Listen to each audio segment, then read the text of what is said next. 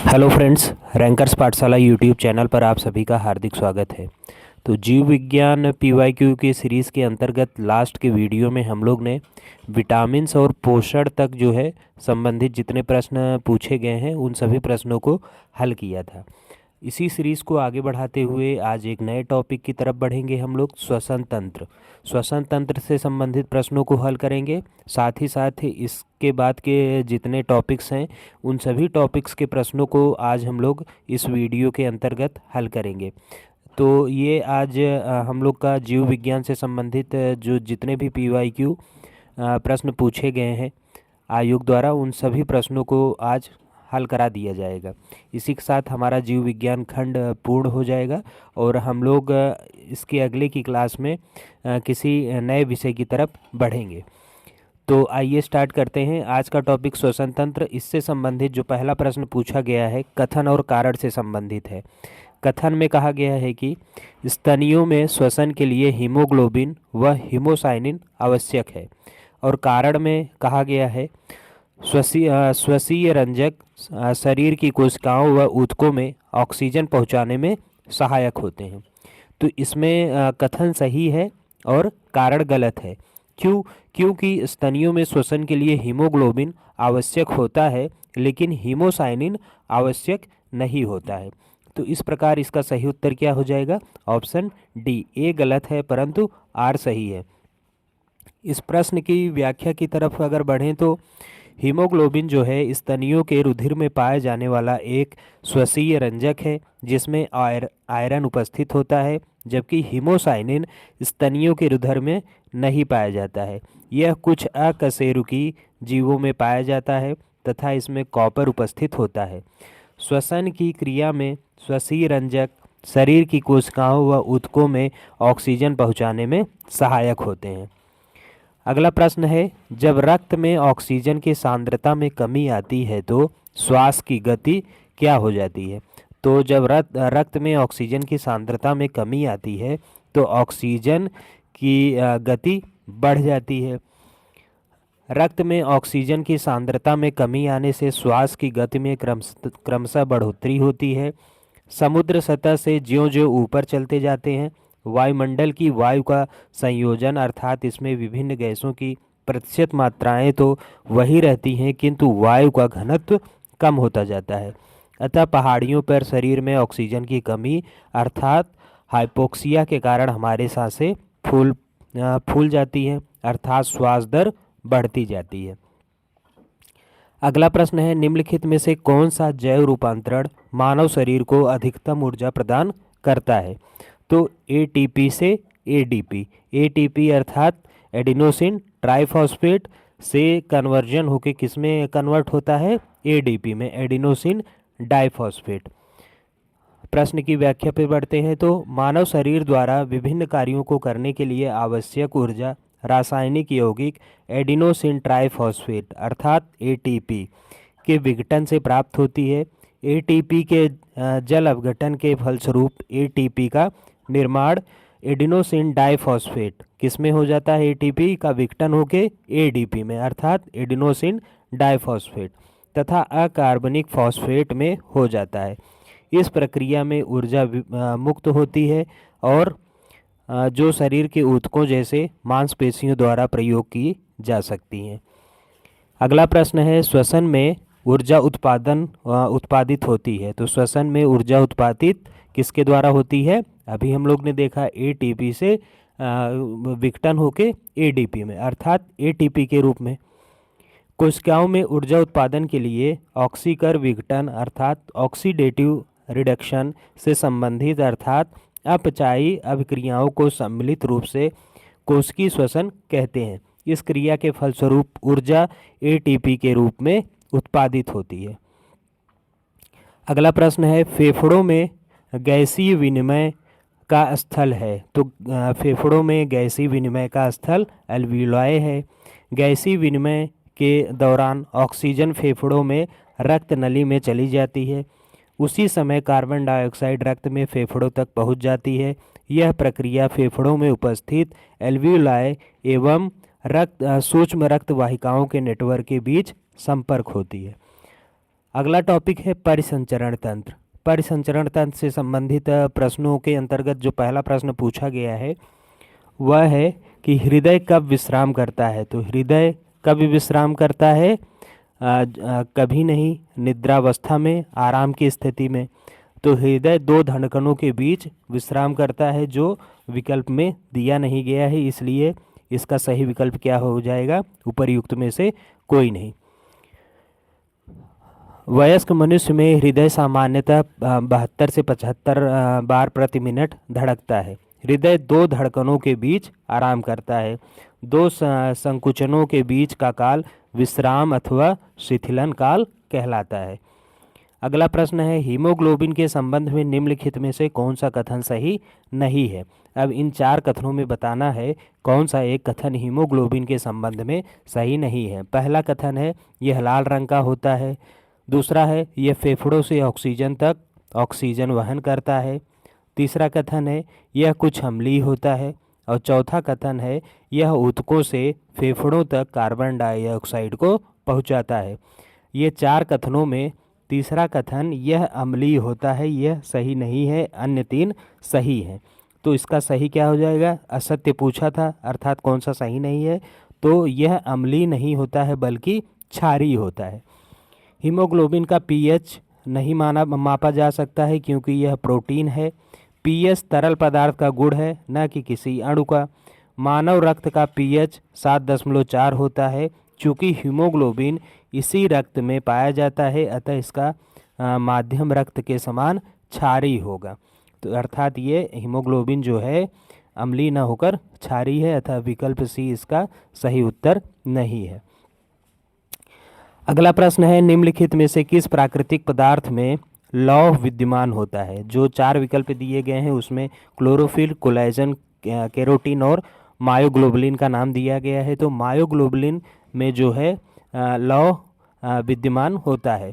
मायोग्लोबुलिन लगभग सभी स्तनधारियों सामान्यतः कशेरुकी प्राणियों में पेशी ऊतकों में पाया जाने वाला एक प्रोटीन है। लौह इसका आवश्यक घटक है।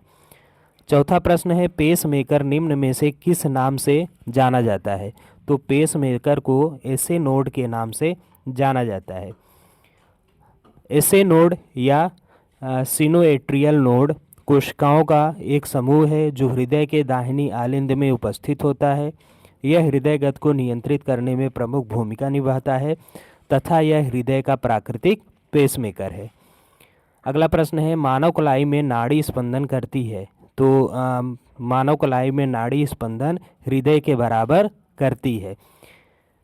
चिकित्सा विज्ञान में हृदय की धड़कन के कारण धमनियों में होने वाली हलचल को नाड़ी कहते हैं।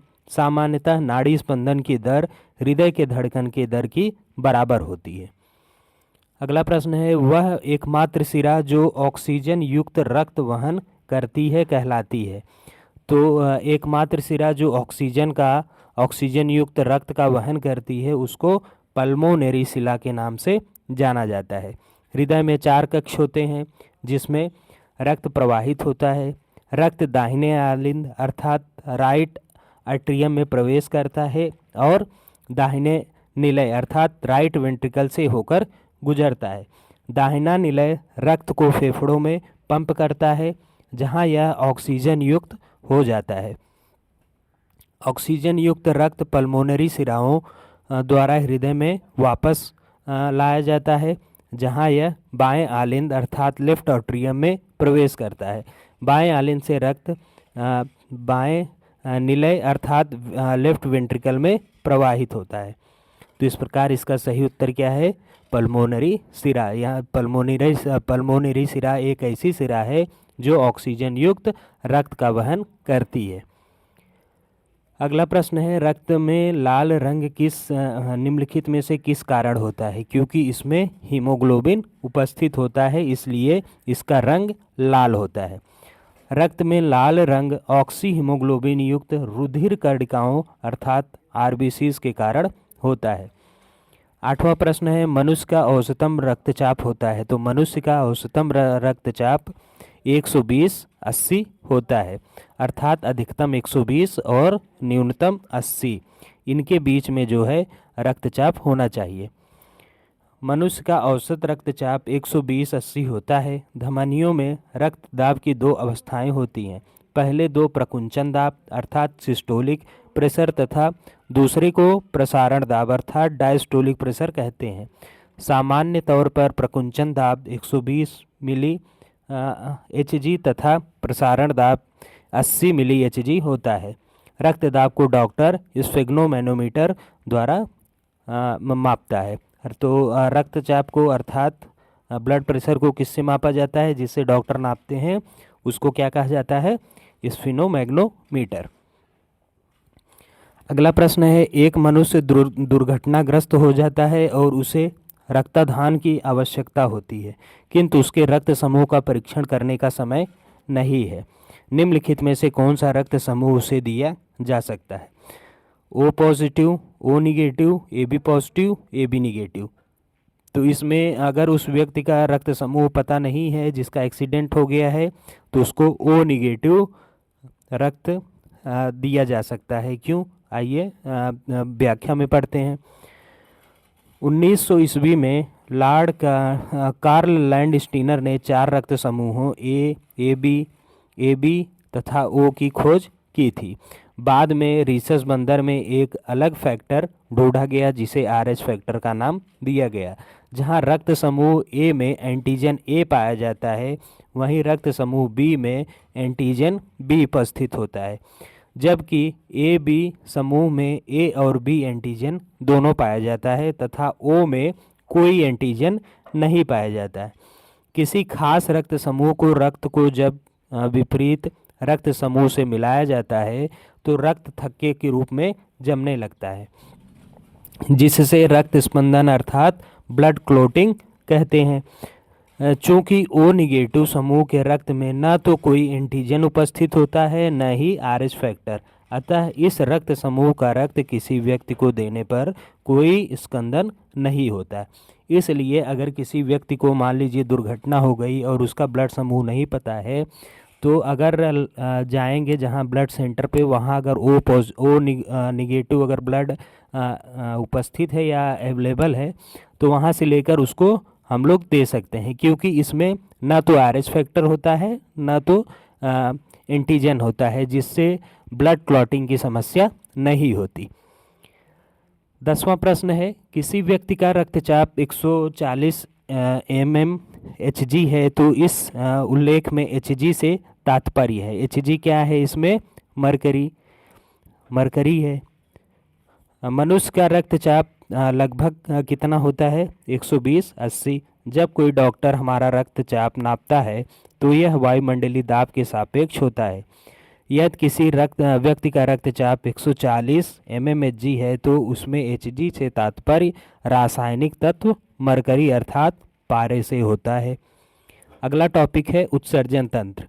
उत्सर्जन तंत्र के अंतर्गत जो पहला प्रश्न पूछा गया है, तो मानव शरीर में रुधिर का शुद्धिकरण होता है। तो मानव शरीर में रुधिर का शुद्धिकरण जो है गुर्दा और फेफड़ा दोनों करता है, इसलिए इस प्रश्न में स्टार दिया गया है। देख लेते हैं प्रश्न की व्याख्या में। मनुष्य के शरीर में रक्त के शुद्धिकरण अर्थात प्यूरिफिकेशन की प्रक्रिया डायलिसिस कहलाती है। रक्त को छानकर इसमें से अनावश्यक और अपशिष्ट पदार्थों को हटाना वृक्कों का मुख्य कार्य है। वृक्क अर्थात किडनी का मुख्य कार्य है।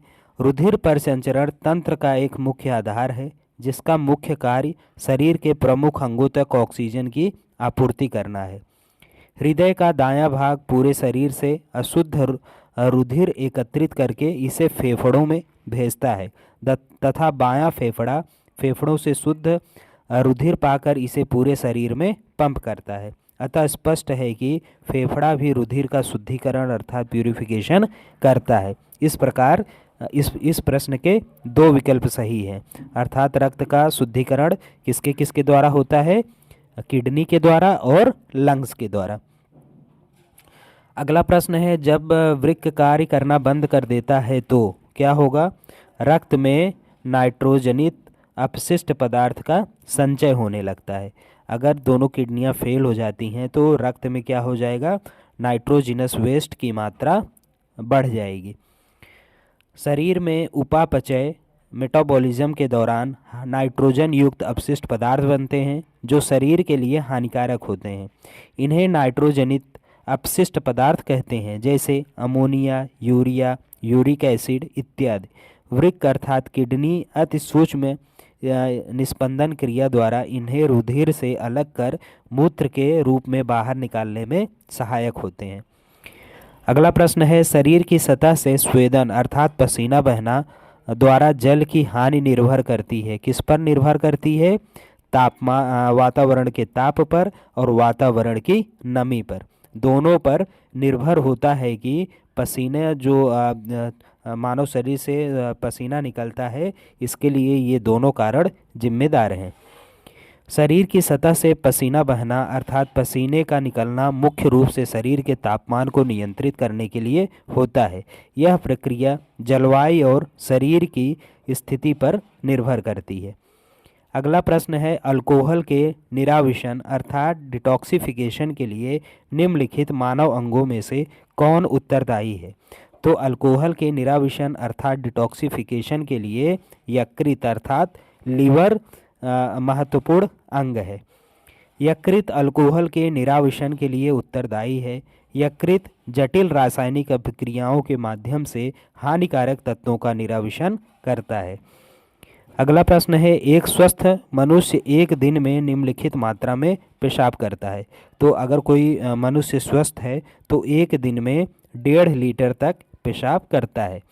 एक स्वस्थ मनुष्य एक दिन में लगभग 1.5 लीटर पेशाब करता है। मूत्र हल्का अम्लीय होता है जिसका पीएच मान 6 होता है तथा यह पीले रंग का होता है। मूत्र का रंग उसमें उपस्थित वर्णक यूरोक्रोम के फलस्वरूप होता है। यूरोक्रोम हीमोग्लोबिन के विखंडन से बनता है। मूत्र में 91 से 96% जल की मात्रा होती है। अगला प्रश्न है, निम्न में से कौन सा कथन सही है? अब इसमें जो 4 कथन दिए गए हैं उसमें शरीर में सारा रक्त किडनी के माध्यम से मिल जाता है। दूसरा है, शरीर में सारा रक्त किडनी के माध्यम से गुजरता है।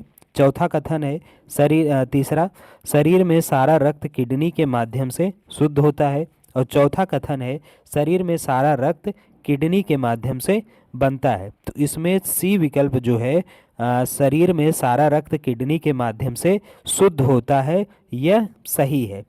मानव शरीर में संपूर्ण रुधिर वृक्क के माध्यम से शुद्ध होता है। यह रुधिर से नाइट्रोजन यौगिक यूरिया तथा यूरिक अम्ल अर्थात यूरिक एसिड आदि को पृथक करता है और रक्त के पराशरीणी दाब अर्थात ऑस्मेटिक प्रेशर एवं उसकी मात्रा नियमन करता है। अगला प्रश्न है, यूरिया किसके द्वारा रक्त से पृथक किया जाता है?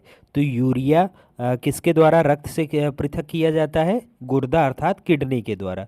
यूरिया अति सूक्ष्म निस्यंदन अर्थात अल्ट्राफिकेशन क्रिया द्वारा रुधिर से गुर्दा द्वारा पृथक किया जाता है। क्योंकि यूरिया एक उत्सर्जी पदार्थ अर्थात एक्सक्रीटरी मटेरियल है जिसका शरीर से बाहर निकलना अति आवश्यक है। इस प्रकार यूरिया मूत्र के माध्यम से शरीर से बाहर निकल जाती है। अगला प्रश्न है, रोग से संबंधित जो प्रश्न पूछे गए हैं उन प्रश्नों को अब हम लोग हल करेंगे। तो इसके अंतर्गत पहला प्रश्न पूछा गया है, निम्नलिखित में से कौन सा आनुवंशिक रोग नहीं है? इसमें जो विकल्प दिए हैं, रंजकहीनता, रतौंधी, हीमोफीलिया और वर्णांधता। तो इसमें रंजकहीनता, हीमोफीलिया और वर्णांधता ये आनुवंशिक रोग है, जबकि रतौंधी ये विटामिन की कमी से होता है। किस विटामिन की कमी से? विटामिन ए की कमी से। रतौंधी आनुवंशिक रोग नहीं है, यह विटामिन ए की कमी से होने वाला एक रोग है जिसमें रात में पीड़ित व्यक्ति की दृश्यता स्पष्ट नहीं हो पाती। शेष सभी अर्थात रंजकहीनता, हीमोफीलिया और वर्णांधता आनुवंशिक रोग है। अगला प्रश्न है, निम्नलिखित कथनों पर विचार कीजिए तथा दिए गए कूट से सही उत्तर का चयन कीजिए। इसमें 2 कथन दिए गए हैं। पहले कथन में कहा जा रहा है, रंग वर्णांधता पुरुषों में स्त्रियों की अपेक्षा अधिक होती है और रतौंधी वृद्धजनों को होती है, युवाओं को नहीं होती। तो इसमें पहला कथन सही है, अर्थात रंग वर्णांधता पुरुषों में स्त्रियों की अपेक्षा अधिक होती है। और दूसरा कथन, रतौंधी वृद्ध जनों को होती है, युवाओं को नहीं, ऐसा कोई कंडीशन नहीं है, यह किसी को भी हो सकता है। रंग वर्णांधता पुरुषों में स्त्रियों की अपेक्षा अधिक होती है। इसे लाल हरा अंधापन या डाल्टोनिज्म भी कहते हैं। यह रोग प्रायः पुरुषों में पाया जाता है तथा स्त्रियों में भी स्त्रियों की भूमिका रोग की जीन वाहकों में के रूप में होती है। रतौंधी युवाओं को भी होती है। रतौंधी रोग शरीर में विटामिन ए की कमी के कारण होता है। विटामिन ए के प्रमुख स्रोत क्या क्या है? हरी सब्जियां, गाजर, यकृत, मछली का तेल इत्यादि। अगला प्रश्न है, मानव शरीर में आयोडीन की कमी से मुख्यतः हो सकता है। तो मानव शरीर में आयोडीन की कमी से गोइटर अर्थात घोंघा नामक बीमारी होती है। मानव शरीर में आयोडीन की कमी से घोंघा अर्थात गोइटर नामक बीमारी होती है, जिससे गले के पास थायराइड ग्रंथि में सूजन आ जाती है। अगला प्रश्न है, कुष्ठ रोग उत्पन्न किया जाता है। तो कुष्ठ रोग किसके द्वारा उत्पन्न होता है? जीवाणुओं द्वारा। कुष्ठ रोग जीवाणुओं द्वारा उत्पन्न किया जाता है। यह एक संक्रामक रोग है जो माइक्रोबैक्टीरियम लेप्री तथा माइक्रोबैक्टीरियम लेप्रोमाइटिस नामक जीवाणुओं के कारण फैलता है। अगला प्रश्न है, निम्नलिखित में से कौन सा सही सुमेलित नहीं है? एक तरफ विटामिनों का नाम दिया गया है, दूसरी तरफ रोग से संबंधित नाम दिए गए हैं। तो विटामिनों के अंदर विटामिन डी, विटामिन के, थायमिन और नियासिन का नाम दिया गया है। वहीं रोग में रिकेट्स, बांझपन, बेरी और पेलाग्रा का नाम दिया गया है। तो विटामिन के कारण बांझपन नहीं होता है, जबकि विटामिन ई के कारण बांझपन होता है। विटामिन के कारण रक्त का थक्का नहीं जमता, जबकि बांझपन जो है विटामिन ई की कमी के कारण होने वाला रोग है। विटामिन डी की कमी से रिकेट्स, थायमिन की कमी से बेरी तथा नियासिन की कमी से पेलाग्रा रोग होता है। अगला प्रश्न है, निम्नलिखित में से किस रोग का प्रतिजैविक द्वारा निदान नहीं किया जाता? तो क्षय रोग, टिटनेस और हैजा का उपचार जो है प्रतिजैविक अर्थात एंटीबायोटिक द्वारा किया जाता है, जबकि खसरा का नहीं किया जाता। एंटीबायोटिक द्वारा उन्हीं रोगों का उपचार किया जाता है जिसका प्रसार जो है बैक्टीरिया के द्वारा फैलता है, जबकि खसरा जो है ये इसका प्रमुख कारण क्या है? ये वायरल है, अर्थात ये विषाणुओं के द्वारा फैलता है। प्रतिजैविक एक प्रकार का पदार्थ या यौगिक है जो जीवाणुओं को नष्ट करता है या उनकी वृद्धि को रोकता है। जीवाणुओं से होने वाले रोग जैसे क्षय रोग, टिटनेस, हैजा आदि के उपचार के लिए प्रतिजैविकों का उपयोग किया जाता है। विषाणु से होने वाला रोग जैसे खसरा, पोलियो, चेचक आदि के उपचार के लिए प्रतिजैविकों का उपयोग नहीं किया जाता है। अगला प्रश्न है, मार्जार रोदन अर्थात कैट क्राई समष्टि उत्पन्न होता है विटामिन डी की कमी से, पांचवें गुणसूत्र के विपथन से, एक्सरे किरणों के प्रभाव से। तो इसका सही उत्तर विकल्प बी है। ये किसके समष्टि से उत्पन्न होता है? पांचवें गुणसूत्र के विपथन से। मार्जान रोदन अर्थात cat cry cry du chat syndrome समष्टि, जिसे 5P अर्थात 5P माइनस सिंड्रोम भी कहा जाता है, पांचवें गुणसूत्र के विपथन अर्थात एबरेशन से उत्पन्न होता है।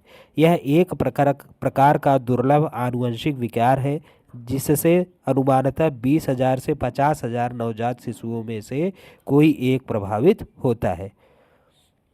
अगला प्रश्न है, सूची 1 को सूची 2 से सुमेलित करना है और सही उत्तर बताना है।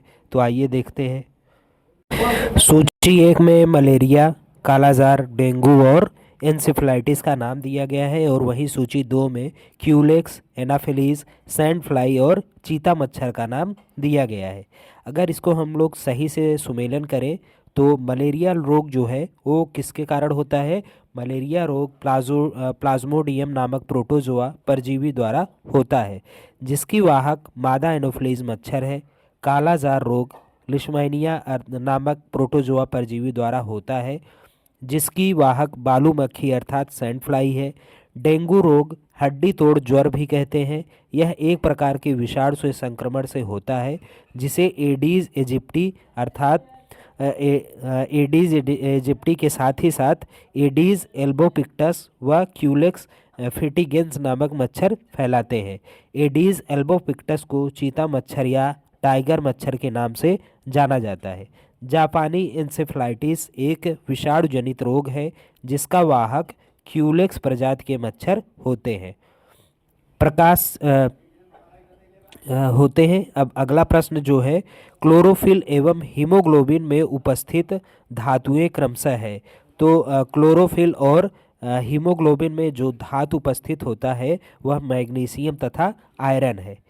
क्लोरोफिल एवं प्रोटीन युक्त क्लोरोफिल क्या है? क्लोरोफिल एक प्रोटीन युक्त जटिल रासायनिक यौगिक है।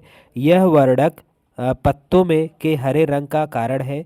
मैग्नीशियम क्लोरोफिल का प्रमुख तत्व है। हीमोग्लोबिन क्या है? हीमोग्लोबिन मानव रक्त में पाया जाता है तथा ऑक्सीजन के परिवहन में सहायक होता है। हीमोग्लोबिन में आयरन उपस्थित होता है। अगला प्रश्न है, दिन के प्रकाश में हरित पर्णों का क्लोरोफिल सार जिस वर्ण में प्रतिदीप्त होता है वह है। तो किसमें प्रतिदीप्त होता है? लाल रंग में।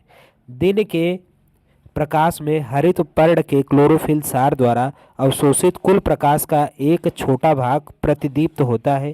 क्लोरोफिल द्वारा प्रकाश ऊर्जा के कुछ अंश में अवशोषण के बाद निम्न ऊर्जा की तरंग या प्रकाश प्रतिदीप्त होती है।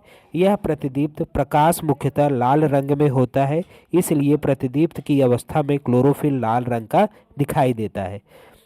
अगला प्रश्न है, पृथ्वी पर अधिकांश ऑक्सीजन उत्पादित होती है।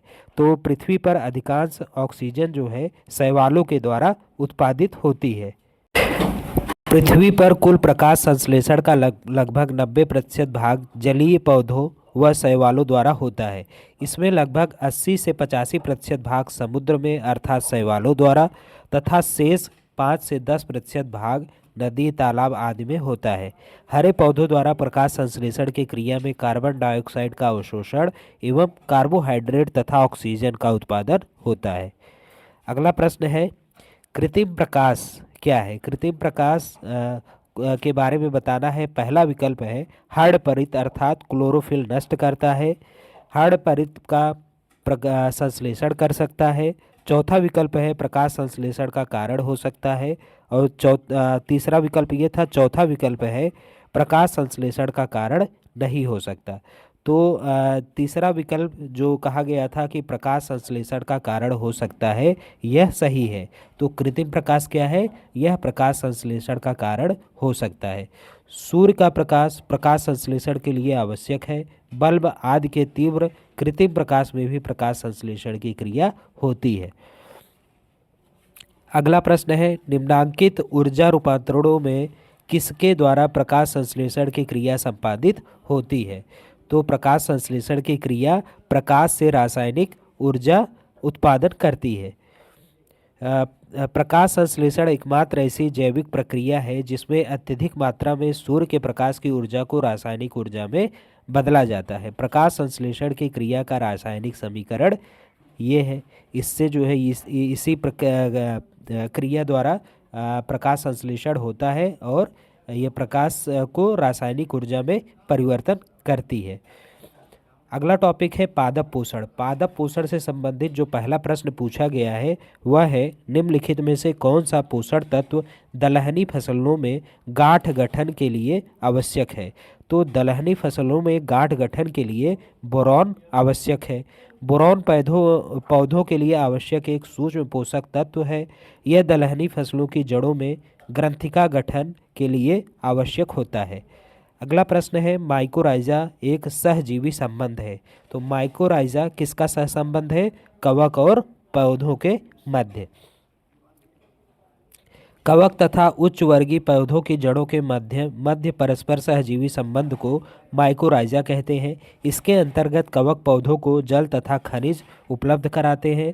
बदले में पौधे प्रकाश संश्लेषण की क्रिया के उपरांत भोजन का निर्माण कर कवकों को प्रदान करते हैं। आयोग ने इसका क्या विकल्प माना है? बी माना है, जबकि सही क्या होना चाहिए? सी विकल्प। सी सही होना चाहिए, आयोग गलत माना है, बाद में वो चेंज किया गया था। तो इसका सही विकल्प क्या है? माइकोराजा कवक और पौधों के मध्य सहसंबंध है। अगला प्रश्न है, निम्नलिखित में से कौन सा तत्व पौधों में सूक्ष्म पोषक नहीं है? तो पोषक पदार्थों को दो भागों में बांटा गया है, सूक्ष्म पोषक तत्व और बड़े पोषक तत्वों में। तो सूक्ष्म जो है मैग्नीशियम सूक्ष्म नहीं है, बल्कि ये बड़े पोषक तत्वों में शामिल है। पौधों में सूक्ष्म पोषक तत्व अर्थात माइक्रोन्यूट्रिएंट्स में boron, chlorophyll, copper, iron, manganese, molybdenum, nickel, zinc, जबकि magnesium, potassium, sulphur, phosphorus, nitrogen, calcium, carbon, hydrogen तथा ऑक्सीजन दीर्घ पोषक हैं। अगला प्रश्न है, जल की अधिकतम मात्रा किसकी पौधों को आवश्यक होती है? वह उसे अवशोषण निम्न के माध्यम से करते हैं। तो जड़ों के बालों से। पौधे अपनी जड़ों के बालों के द्वारा भूमि से जल का अवशोषण करते हैं।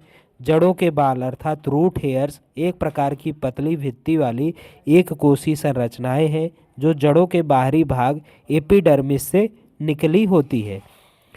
पांचवा प्रश्न है, पौधों में जाइलम परिवहन के लिए जिम्मेदार होता है। तो पौधों में जाइलम किसके लिए जिम्मेदार होता है? जल का परिवहन करने के लिए। संवहनी पादपों में दो परिवहन ऊतक पाए जाते हैं, फ्लोएम और जाइलम। जाइलम जल और खनिज तत्वों के संवहन में प्रमुख भूमिका अदा करता है। फ्लोएम पौधों के विभिन्न भागों में खाद्य पदार्थों का संवहन करता है। अगला टॉपिक है विविध। विविध से संबंधित जो प्रश्न पूछे गए हैं उन प्रश्नों को भी देख लिया जाए। तो इसके अंतर्गत जो पहला प्रश्न पूछा गया है, अधिकतर रेगिस्तानी पौधे रात के समय पुष्पित होते हैं क्योंकि रेगिस्तानी कीड़े रात के समय सक्रिय होते हैं, इसलिए यहाँ पॉलिनेशन की क्रिया जो है घटित होती है। अधिकतर रेगिस्तानी पौधे रात के समय पुष्पित होते हैं क्योंकि रेगिस्तानी कीड़े रात के समय सक्रिय होते हैं। वस्तुतः रेगिस्तानी पौधे कैक्टस, ओइनोथेरा की प्रजाति, इवनिंग प्रिमरोज, सेरेस इत्यादि के पौधे रात में कीड़ों के द्वारा परागणित होते हैं। अधिकांशतः रेगिस्तानी फूल सफ़ेद या हल्के रंग के होते हैं। अगला प्रश्न, सूची 1 को सूची 2 से सुमेलित करना है। सूची 1 के अंतर्गत पौधों का नाम दिया गया है, सूची 2 में इनके उपयोग दिए गए हैं। तो पौधों के अंतर्गत ब्राह्मी, सदाबहार, तुलसी और पुदीना का नाम दिया गया है। वहीं उपयोगों में मधुमेह दूर करने वाला, वातहर, कफोत्सारक और मस्तिष्क का टॉनिक दिया गया है। अगर इसको हम लोग सही सुमेलित करें तो ब्राह्मी को जल निम्ब भी कहा जाता है क्योंकि यह मुख्यतः जलासन्न भूमि में पाई जाती है। ब्राह्मी का मुख्यतः प्रभाव क्या है? मस्तिष्क पर पड़ता है। पुदीना पाचक होता है तथा वायु विकार, पेट दर्द, अपच आदि को ठीक करता है। तुलसी एक द्विबीजपत्री शाकी औषधि पौधा है जो कफोत्सारक है। सदाबहार या सदाफूली 12 महीने खिलने वाले फूलों का एक पौधा है। यह मधुमेह उपचार में उपयोगी पाया गया है। तो इतने प्रश्न जो हैं आपके जीव विज्ञान से संबंधित पूछे गए हैं आयोग द्वारा विभिन्न परीक्षाओं में। तो आज हमारा ये विज्ञान खंड के तीनों पोर्शन अर्थात भौतिक विज्ञान, रसायन विज्ञान और जीव विज्ञान से संबंधित सभी प्रश्नों को हल करा दिया गया है। अब अगले टॉपिक में हम लोग पारिस्थितिकी और पर्यावरण से संबंधित जितने प्रश्न पूछे गए हैं उन सभी प्रश्नों को एक अलग वीडियो के माध्यम से हल कर लेंगे। तो उम्मीद करते हैं कि ये वीडियो आपको पसंद आया है। पसंद आया है तो इस वीडियो को लाइक करना ना भूलें। अगर आप चैनल पर पहली बार विजिट कर रहे हैं तो चैनल को सब्सक्राइब ज़रूर कर लें। मिलते हैं किसी अन्य वीडियो में, तब तक के लिए धन्यवाद।